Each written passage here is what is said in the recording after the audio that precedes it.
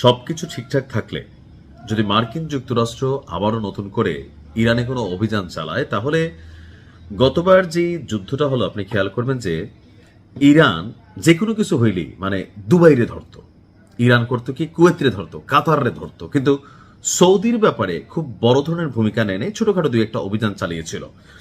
But এবার যদি যুদ্ধ হয় তাহলে ইরান সৌদির মধ্যে একটা আঞ্চলিক যুদ্ধ বেঁধে যাবে, আর ইরান সর্বোচ্চভাবে সৌদিতে হামলা চালাবে। এখন কেন হঠাৎ করে কি এমন প্রকাশ হয়ে গেল? তবে এই প্রকাশটার পিছনে আমার কাছে দুইটা বিষয় মনে হয় ঘটনা সত্য হইতে পারে, আবার ইরান এবং সৌদির মধ্যে মধ্যপ্রাচ্যের দুই বাঘ এবং সিংহের মধ্যে লড়াইটা বাধা দিলে ভাই পুরো আরব রাষ্ট্রগুলা এক ডিভাইডেশন হয়ে যাবে, মধ্যপ্রাচ্যে অস্থিতিশীল একটা পরিস্থিতি তৈরি হবে, যেটার ইফেক্ট আমাদের দেশে পড়বে, কারণ এই দেশগুলোতে লক্ষ লক্ষ কোটি কোটি বাংলাদেশি প্রবাসী বসবাস করছে। এই রিপোর্টটা যখন প্রকাশিত হলো, আন্তর্জাতিক একটা রিপোর্ট, যে এই প্রথম ধাপের যে যুদ্ধবিরতির আগের যে চলমান যুদ্ধে সৌদি আরবে 2-3টা হামলা চালাইছে ইরান। তো সৌদি আরবে চালাইছে নাকি সৌদি আরবে অবস্থানরত মার্কিন ঘাঁটিগুলোতে চালাইছে? মার্কিন ঘাঁটিগুলোতে, সৌদির কোনো নিজস্ব অ্যাসেট বা এরকম কিছু না, তারা চালায় নাই।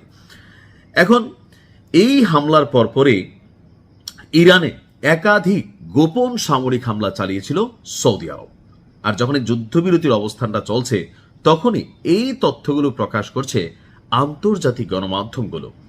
প্রকাশ না পাওয়া এই হামলাগুলো সৌদি আরব সরাসরি ইরানের মাটিতে চালিয়েছে, অর্থাৎ যেই হামলাগুলো আমরা ভাবছিলাম যে ইসরায়েল চালাচ্ছে, যেগুলো ভাবতেছিলাম মার্কিন যুক্তরাষ্ট্র চালাচ্ছে, কিছু কিছু হামলা আসলে মার্কিন যুক্তরাষ্ট্র এবং ইসরায়েল চালায় নাই, এটা সৌদি আরবও চালিয়েছে।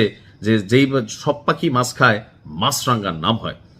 বিশ্লেষকদের এবং রিপোর্টের তথ্য অনুযায়ী আঞ্চলিক প্রতিদ্বন্দ্বী ইরানের বিরুদ্ধে নিজেদের স্বার্থ রক্ষায় সৌদি আরব আগের চেয়ে অনেকটা সাহসী অবস্থান নিয়েছে। আসলে কি সাহসী যদি নিয়ে থাকে, বাটপাইর অবস্থান নিয়েছে। কেন বলছি? হ্যাডম যদি থাকতো ইরানের বিরুদ্ধে লড়াইটা একক লড়তো, আমরাও ভাবতাম মধ্যপ্রাচ্যে দুইটা বাঘসিংহের জন্ম হয়েছে, বাঘসিংহ মিলা গেলে মধ্যপ্রাচ্য আমাদের। কিন্তু বাস্তবতা হচ্ছে ভাইয়া আসি তো তুই মার আছে না, যে গণধোলের মধ্যে আপনি মানে আপনারা এমন এমন মানুষ এসে মাইট দিয়ে ফেলবে যারা জীবন আপনার সামনে আসার সাহসও করতেছে না, এরকম অনেক লোক কিন্তু এখানে কানেক্ট হবে। তো এখন সৌদি কি করছে? ওই আমেরিকা এবং ইসরায়েলের ঢাল ব্যবহার করে গোপনে ছদ্মবেশে, দুর্বল রাষ্ট্র তো আসলে এই হামলাগুলো চালাইছে। পশ্চিমারা বলছে মার্চের শেষ দিকে সৌদি বিমান বাহিনী ইরানে অভিযান চালিয়েছিল। সৌদি আরবে হামলার জবাবে পাল্টা হামলা হিসাবে এগুলো চালানো হয়েছিল, তবে গুপসিভাবে। এখন হামলার নির্দিষ্ট কি কোনো লক্ষ্যবস্তু ছিল তা আসলে এখনো প্রকাশিত হয়নি। সৌদি পররাষ্ট্র মন্ত্রণালয়ের এক কর্মকর্তা এই বিষয়টি নিশ্চিত বা অস্বীকারও করেননি। অন্যদিকে ইরানের পররাষ্ট্র মন্ত্রণালয়ও এ বিষয়ে কোনো মন্তব্য করেননি।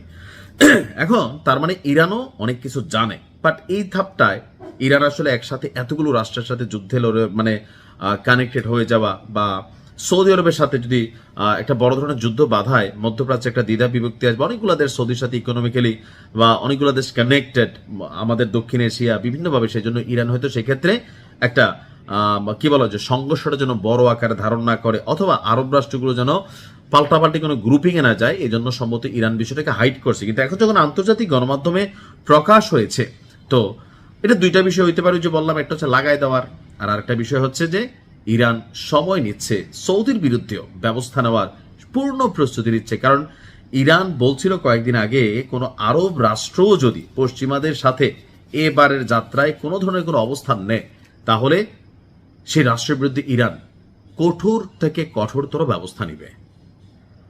তা আমার মনে হচ্ছে আগামীতে যুদ্ধটা সৌদি এবং ইরান দিয়ে লাগাই দিবে, যদি রিপোর্ট সত্য হয় আর কি। ভালো থাকুন, আসসালামু আলাইকুম।